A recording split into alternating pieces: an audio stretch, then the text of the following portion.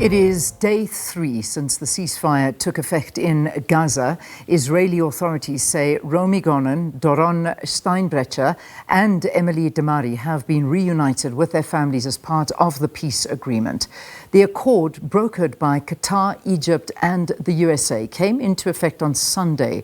It outlines a 6-week initial ceasefire phase and includes the gradual withdrawal of Israeli forces from the Gaza Strip. Hostages held by Hamas will be released in exchange for Palestinian prisoners held by Israel. The ceasefire deal also promises to end the fighting and will allow for the access of food and other desperately needed humanitarian aid to the civilian population. To explain the key issues that have led to the agreement and what it means for the future of the region, we are now joined virtually by the Senior Fellow at the Foundation for Defense of Democracies and former IDF International spokesperson, Jonathan Conricus. Jonathan, thank you for your time. It's great to have you on the program.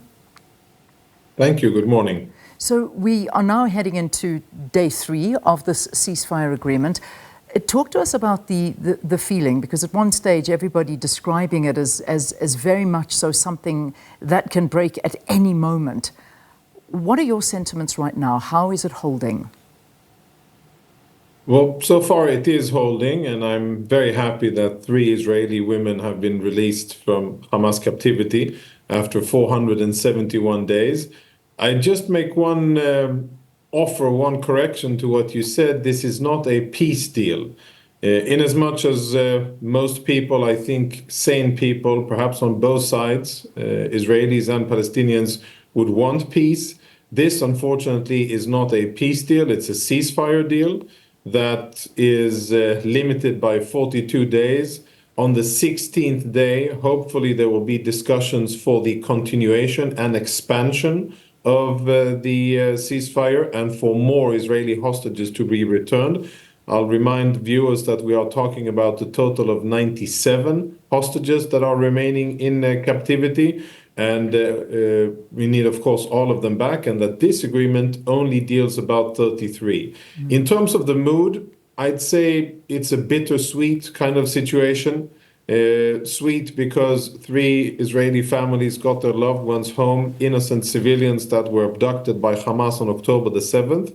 And it's bitter because we're still in a war. Hamas, unfortunately, despite 15 months of fighting, still governs the Gaza Strip, and which means that there will be more fighting and more war and more terror.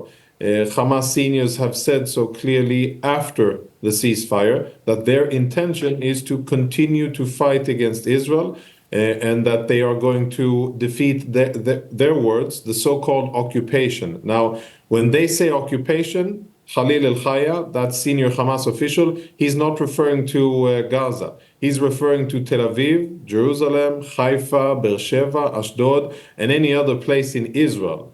And it's important to understand the scope of the conflict here. I wish we could make peace, but I do not think that there's any peace to be made with an organization like Hamas. As long as it exists and as long as they are in power in Gaza, I think sadly and unfortunately we will continue to be in this state of warfare. Yeah, it appears that way, and I think a lot of comments that are being made. I know that I was reading the kind of comments that were even coming from Benjamin Netanyahu, basically as one of the articles is penning, saying even before the ink was dry, Netanyahu was reportedly reassuring disgruntled ministers that the ceasefire was temporary and he had no intention of fully honoring his terms. Is this the facts? I mean, at the end of the day, are the terms something that are there, even though it's been agreed to? They can be at any time disregarded. No, and I think that, I don't know whoever wrote that or said that, but I think that's a very unfair representation of Israeli intentions. Israel wants its hostages back, so Israel has every motivation to implement this deal as long as Hamas is delivering hostages. We have 3. The next 3 are scheduled to be returned on Saturday.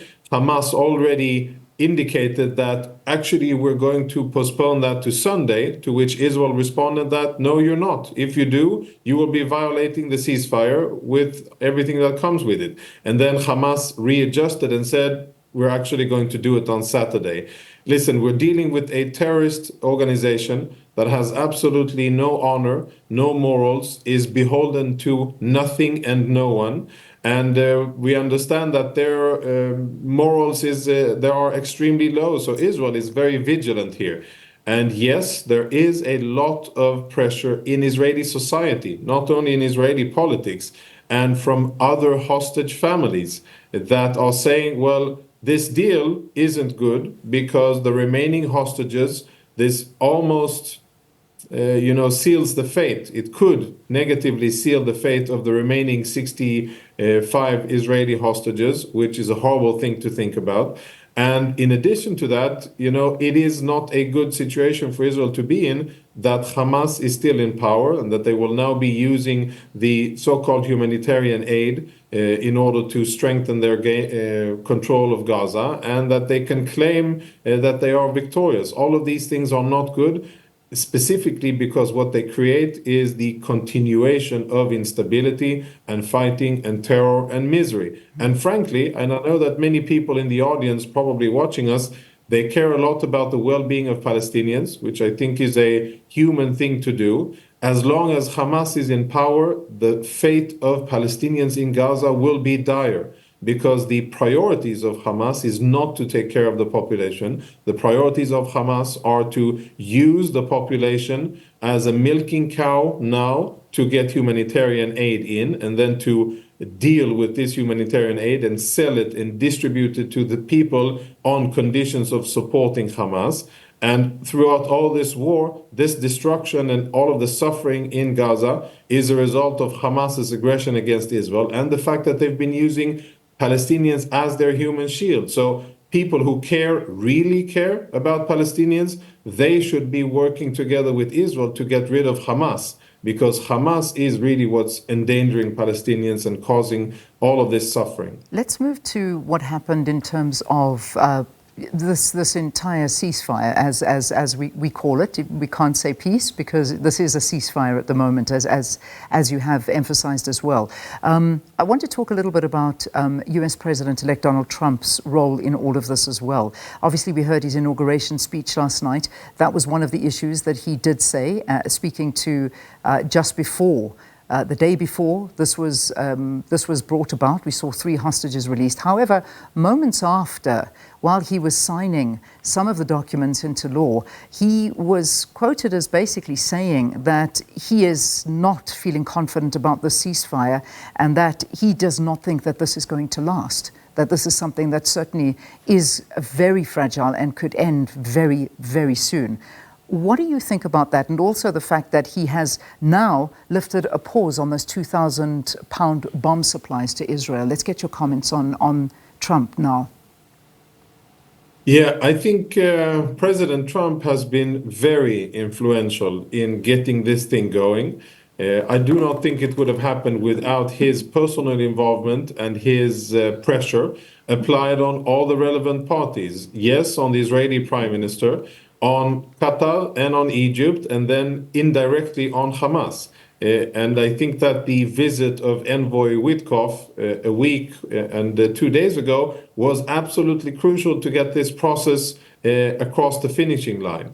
And that's many months of American involvement and moderation under President Biden, now under President Trump. We're thankful for their involvement, and even though the deal isn't a good one, at least it allows us to get 33 people home. Now, regarding the future, I think that Trump, as an Israeli, what I believe is that I struggle to see and believe that this deal was signed by a politician as experienced as Benjamin Netanyahu without there being additional parts to the deal and more than meets the eye. Because if this is the deal, it is a very, very bad deal for Israel. It's a good deal for Hamas and it leaves them in power, and it is not a good deal for Israel. So there has to be more than meets the eye, and I think perhaps President Trump is alluding to that when he says, I don't know if the ceasefire will be respected and will be able to carry it through, insinuating, and everybody knows that if the ceasefire is broken by Hamas, what Israel will do very quickly is to return to fighting. And there certainly must be other things at play because, we have President Trump talking about, again, saying that Gaza looks like a demolition site and it must be built in a different way. That we'll obviously have to see in the next phases. But Jonathan, as I let you go, in terms of hostages, is there a number that you have that you believe are still alive?